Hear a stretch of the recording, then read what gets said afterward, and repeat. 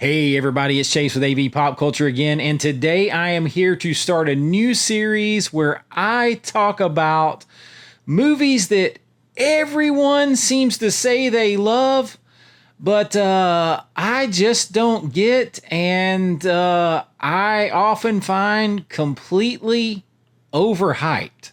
So pop that tape in, I got you, let's go do this. Hell yeah. Are you planning on doing that all night? Perhaps.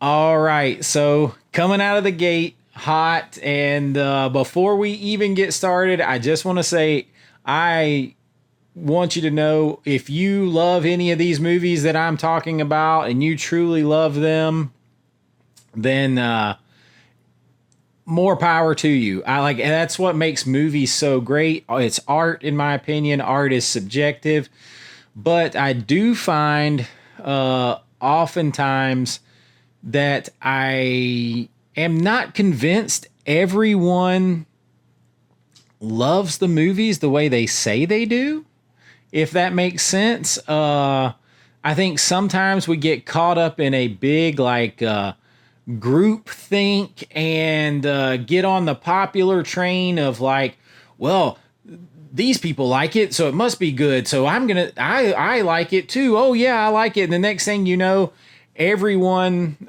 likes this movie, and inside you're like, shit, I never really thought about that movie before, or I never really liked it, but hey, it must be great. Revisit the cult classic you watched on DVD, so dudes would stop saying, "Wait, you've never seen Donnie Darko?" Then corner you while they try to explain it.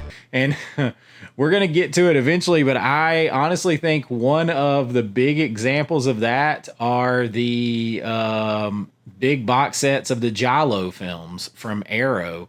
That's not the topic of this video. We're going to get to that, but I mean, I studied film in college. I've been a filmmaker and everything else, and I definitely like some Giallo films, but I feel like there was this massive many-year stretch where we really didn't hear a whole lot about Giallo films, and then Arrow comes out with some of these, big, beautiful box sets, and suddenly it feels like people who maybe never saw a Giallo film, didn't know what the hell a Giallo film was, or couldn't tell you who directed a Giallo film, give you one title of a Giallo film. Suddenly they're the biggest Giallo fans in the world, and they've got to have all these box sets and display them where everyone can see them. And yeah, that's and hey, like I said, maybe there's just everyone out there in the community everywhere was just a closet massive Giallo fan. And I just, as someone, my age that's been around a long time, I'm going to tell you, I've been on a lot of horror film sets and everything else. Rare is the time that I heard anybody talk about a Giallo film, especially some of the more obscure Giallo films. People get together, and to be honest with you, they talk about like the classic Universal stuff. They talk about Wes Craven stuff, John Carpenter stuff, Stephen King stuff, like all that, like stuff that they grew up with, man, from like the 70s, 80s, 90s, and stuff like that. And I, in the 80s, when video stores were just opening up, we didn't have, there was no internet. There was no exposure really to a bunch of foreign films, and the Italian horror was very limited and stuff. And so like you get more things like, definitely like the one big one that I remember, and I always say this is funny because I always say my favorite Argento film is Demons, and it's not really an Argento film. It's a Bava film.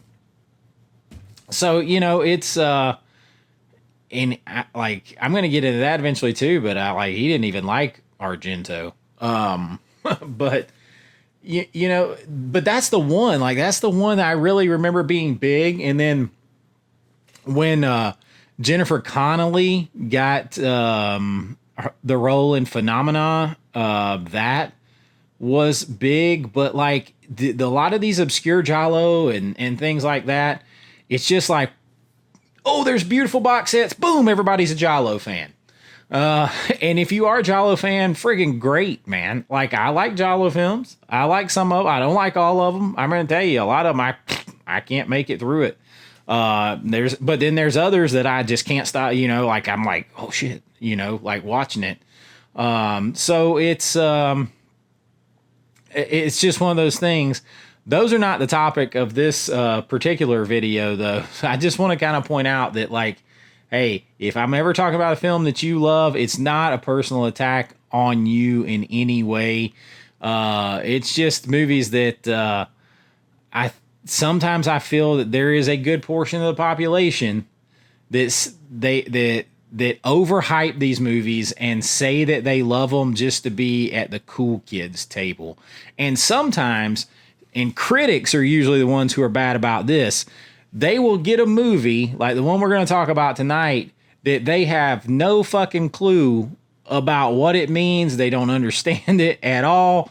And in order to hide the fact that they don't understand it, they think, oh, well, it must be so sophisticated and ethereal and complex that I should say that I understand it and that it's a great film so that I don't like a fucking idiot.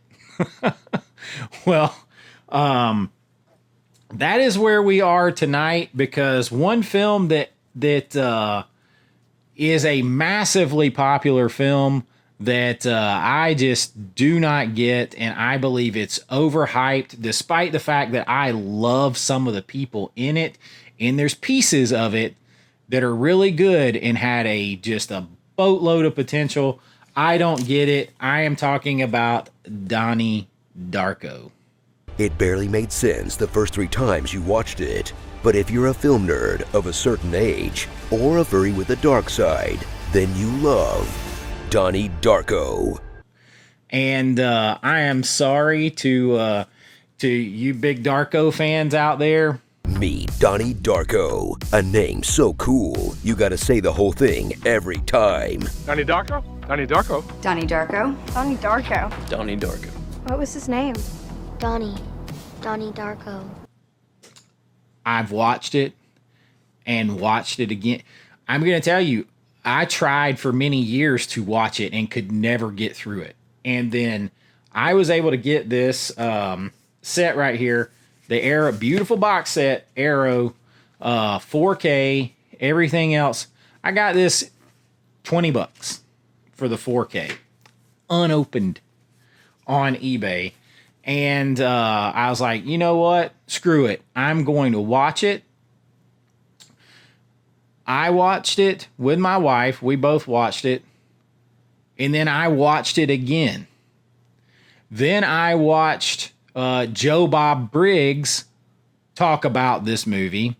And we'll play some clips, some of his thoughts on this movie. And he doesn't fucking get it either. Nobody knew what it was really all about. It's like a puzzle movie, and not just a puzzle movie, but a dozen separate puzzles all dumped on you at the same time. And it's hard to say even what genre it is. Man, like he says, hey, check it out, because it's just one of those movies you should check out. I'm not saying that you shouldn't watch it if you haven't watched it. I feel like it's one you need to watch to form an opinion for yourself and figure out what the hell's going on and what people are talking about, so that you have I believe in having an informed opinion on anything.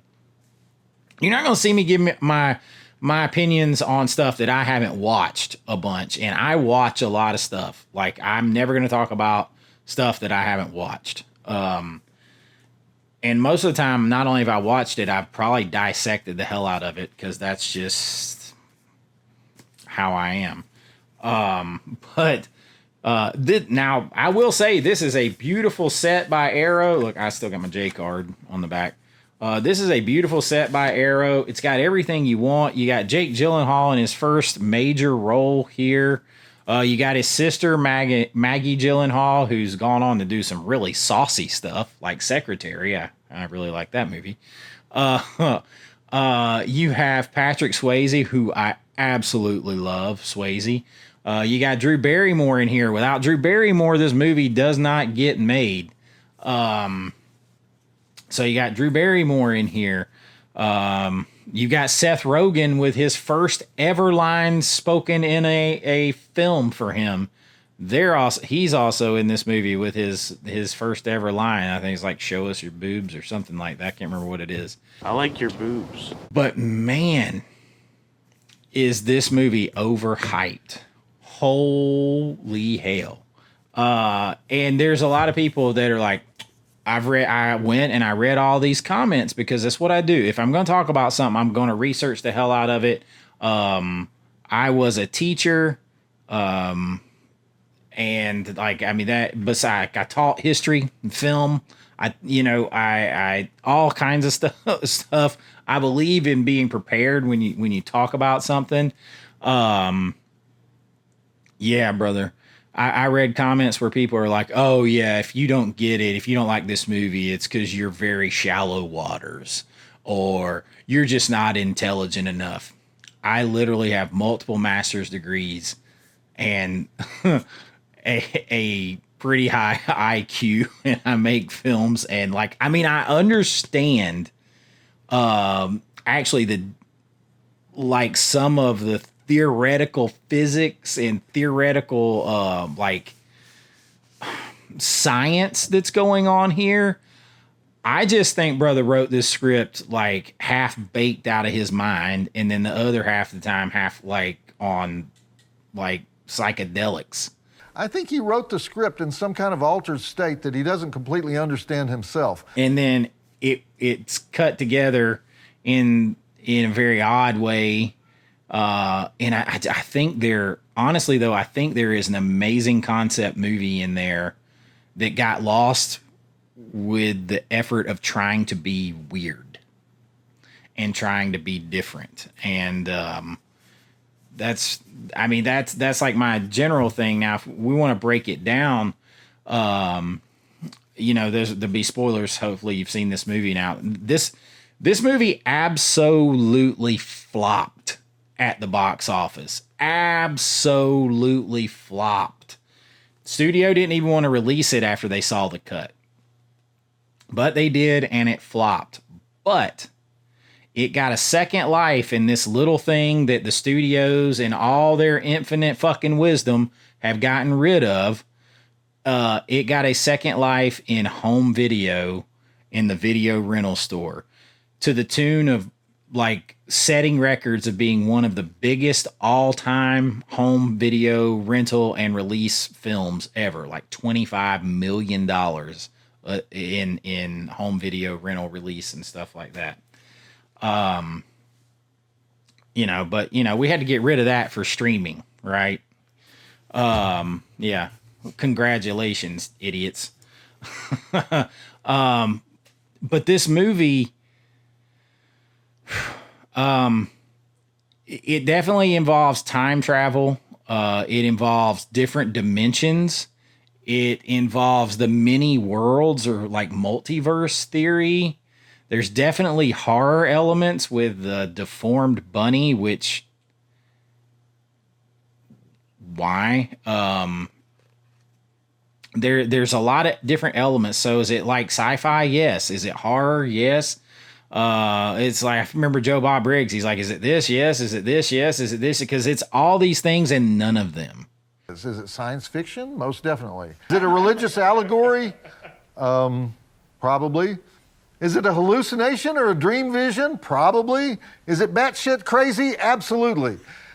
And I think it became a rite of passage for millennials. In this film that gave millennials their first taste of art house weirdness. And like a little bit older millennials, where they just want to identify with like this weirdness, and that they're like the center of the universe, and the only people that understand what's going on is them. And everybody wants to feel that way. Doesn't matter what generation you're from. Like, oh, I'm the one that gets it. Nobody else gets it. Like most teenagers, he thinks he's a misunderstood genius. Your Iowa test scores are intimidating. Damn it, Donnie. Why do you gotta get so smart on us? Who's so special, the fate of the entire world revolves around his choices. But unlike every other teenager, he's right. So that's definitely in there, too. There's even some political satire in here. There's all kinds of stuff in here, but it's overblown and it as a film, and it is not consistent in any way. There is a really great film and an idea in here somewhere. So like, if you haven't seen the film, or if you have, you know that, Donnie Darko, he gets led out of his room. First of all, randomly, it's kind of hidden in there. It's not really made a good enough, deal of. His therapist, doctor, gives him a book or whatever on time travel. And that probably should be brought out more to the forefront and more kind of on the nose. Okay, so none of that is shown in the movie per se, but if you watch the director's cut and pause it during the excerpts from the philosophy of time travel, it's pretty obvious that, hey, wait, where are you going? He is led out of his room by the deformed bunny. That's the deformed bunny. And it saves his life because a jet engine falls on his house in his room that would have killed him. Well, this creates a paradox because that should have never happened. He should have died. And this applies to a theory. This is where it also brings in religion, and the writer of this is on to something that I somewhat agree with. Maybe if theoretically from a religious standpoint, there's this belief that if we are actually given free will, if you believe in God and we're given in free will, then there must be a universe, there must be a reality that every possible choice that we could make exists. So if you wake up and go to work tomorrow, you decide to go to work. There must be a reality in a universe and a reality in which you chose not to go to work. Should be a universe and a reality in which you never woke up. There should be one, like every possibility. If you have free will, there should be a reality and a universe that contains that reality for every possible decision that you make. Otherwise, free will does not exist. Some of it is already planned out for you in order to stay along a straight timeline. And then to take that further, there are people that believe that deja vu, the sense of if you get this sense that you've done something that you've done before. You get that because you get a temporary glimpse, a glitch into another version of you, another reality, which you did make that other choice or where that has already happened. They kind of crammed this concept into Donnie Darko. Richard Kelly has been interviewed dozens of times, and of course he's always asked what it means, and he's never quite sure himself. Because in one interview he said, quote, "I look at the events in the film as a story of divine and supernatural intervention where a select group of characters happen to be living in the proximity of a science fiction event." Which doesn't help much, but that's about as close as we're going to get. And he kind of sees there's like these trails that people are following. And the question is, are they following these trails or are these trails leading them? And it's supposed to be a little bit of both, because what happens is it's almost like the big things are maybe possibly planned out, but then the other things you have free will on. So there's like this combination. So he sees the path that each person is supposed to be following and the path that they choose to follow. And this gives him the idea by the end that he has the choice to save everyone in the one universe by choosing to go ahead and go back to that point in time and let the jet engine fall on him and kill him, that will save other people's lives. So he has the free will to make that choice. He could have the free will, and then that will set the timeline back right, because what happens is, by this story, the bunny leads him out of there, and when he does, it creates divergent timelines. At least two different universes, two different realities are almost existing simultaneously, and if you don't fix them, because that's the problem, right? If the religious aspect, and the writer said it was in there, the religious aspect of it, the kind of one that I explained, and I don't completely disagree with that, is if that's in there, then those realities, those things can't exist at the same time. And if you take the version of you out of one and put it into another, it can cause problems, right? Like the version of you that should be in this prime reality, this prime universe, can't be taken out of that timeline, out of that reality and universe, and go into another without it causing a lot of problems. And it's going to destroy one of the other two universes. So in some ways you could say Donnie Darko, by making his choice at the end, saved 7 billion people are in this universe on Earth alone. Forget about if there's other life out there, because he kept the universe from collapsing in. But in his mind, he goes through all these things, and he realizes he has the free will to go back, set everything right by dying, and save, these people that are closest to him. That's what he's really thinking about. But holy fuck all, does it take a sometimes boring, sometimes way off the path, around your elbow to get to your ass storyline to get to all that. Had he just focused on that stuff, the sci-fi elements of it, the religion tying into science, that was something. But he goes down all these different weird roads. Like, what the fuck all is with the dancing little girls? And it doesn't need to be in the story at all. There's a lot of things like that are in this movie that don't need to be in this movie to tell the main story. And it's like it just goes off on these tangents and sidetracks that don't really need to be there for the main through line.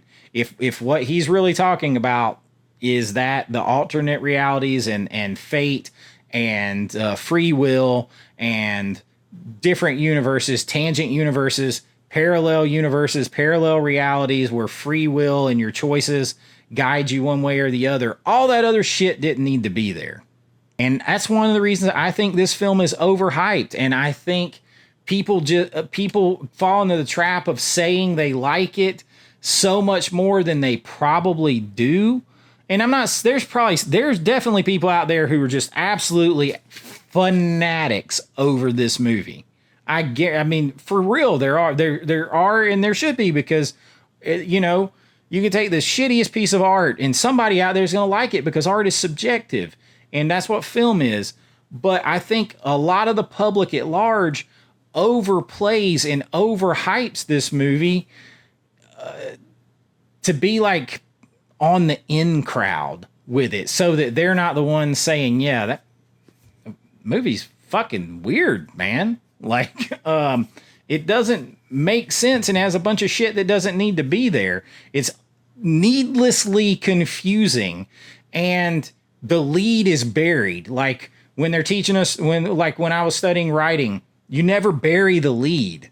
Don't bury the lead. He buries the lead. If the lead is the religious and scientific concepts that he's trying to get across here, as he has kind of said, if those are a lot of the things that he's trying to get across, if that's the central idea, now he can want to get along secondary ideas and stuff like that in a story, that's fine. But if that's the central idea that he's trying to get pushed through here, and then that needed to be focused on more. Not like get all the way to the end and be like, oh, okay, so maybe, okay, that book and the thing he was talking about. Like, no, think of it as writing a essay that you have to turn in. You have to support your argument all the way through with facts and with information all the way through, so that your reader, or in this case, your viewer, understands what's going through and what's happening and why it's happening. Otherwise, you run the risk of it being just extremely pretentious. Because then if you don't do that and you go off on all these tangents and you just kind of make it weird for weird's sake, that's pretentious as fuck. That is very, very pretentious, and it's trying to be weird and avant-garde and all kinds of things just for the sake of it, rather than for the sake of the story. And when you start doing that, you step all over your story. And like, I'm dead serious. There is, and I don't think the movie's like horrible, because I see the good movie in the movie, right? I see what could be. I see what might have been if you focused on your main thesis and you didn't get lost in the want to be weird and different and appear to be like, it's like he was trying to channel like a coked up Stanley Kubrick and all kinds of stuff at one time, and he didn't have the ability to do that. He's made a couple other films since then, completely flopped.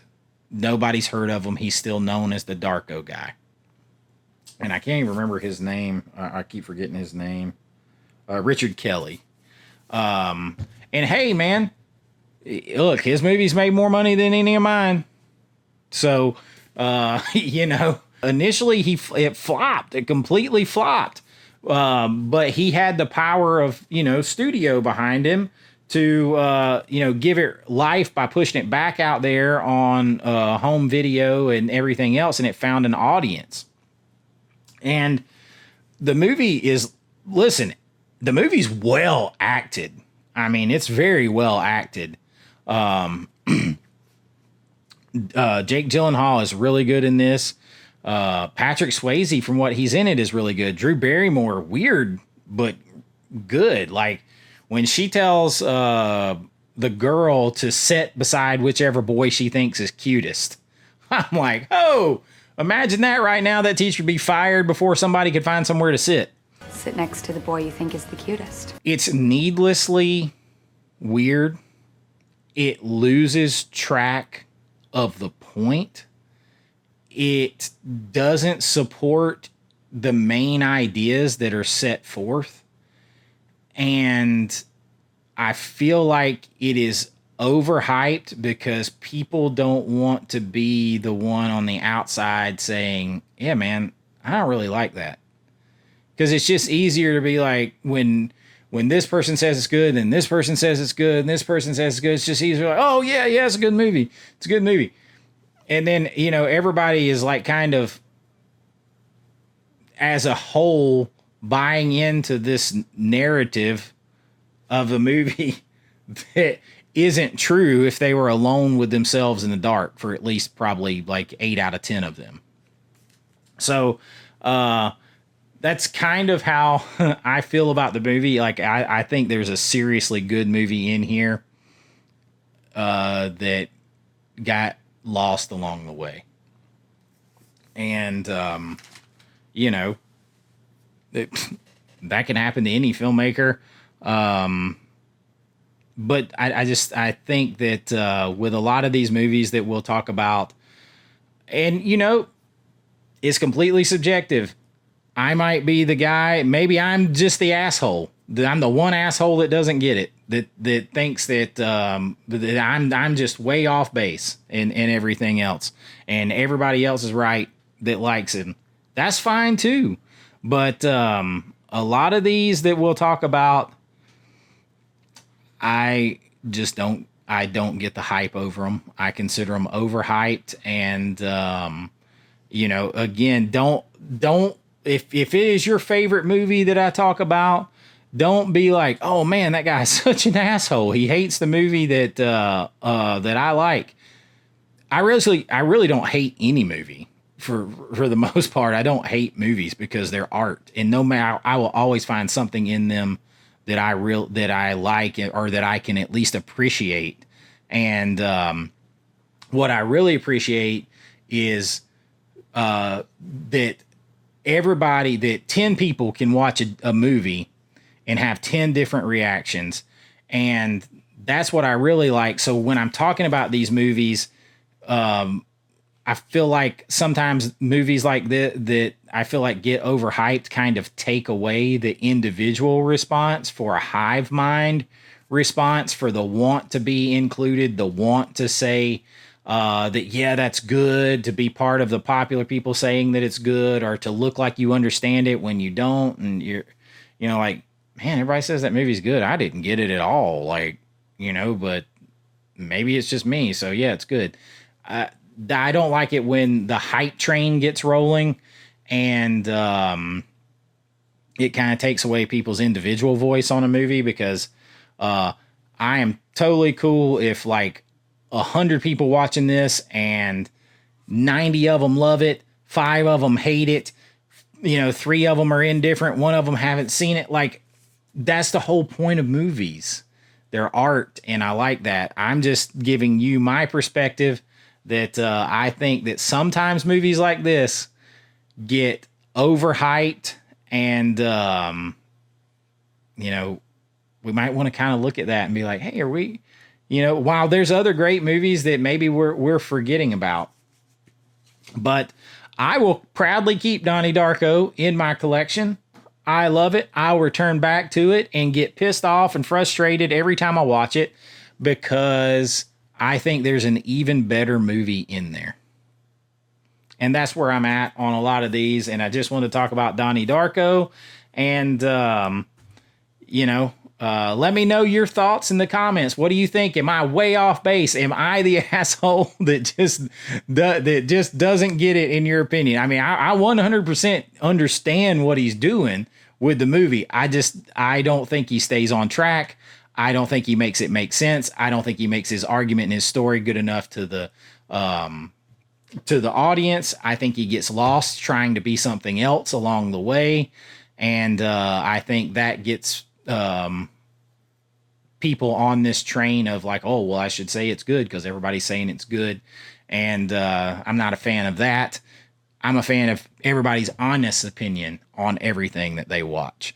So give me your honest opinion. What do you think of Donnie Darko? Are there any movies that you think are overhyped that everybody loves? Movies that everybody says they love, but you just don't like and you think they're overhyped? Let me know. And I hope you guys have enjoyed this. Please like and subscribe. It really does help out the channel. You can consider being a channel member and joining. And there's different levels. You get all kinds of free shit and shout outs and behind the scenes stuff, looking at my movies, behind the scenes in my movie making, so that you can tell me I don't know what the hell I'm doing either. But you don't have to do any of that to hang around. Just like and subscribe. And don't forget, I'm not sure when this will come out, but we're going to have a 1,500 subscriber live stream where I announce the winners of the giveaway and all that. And I'm just so thankful for everyone being here. So don't shoot me if you love Donnie Darko. I will watch Donnie Darko and keep it in my collection and watch it again and again, like I said, and get pissed off every time.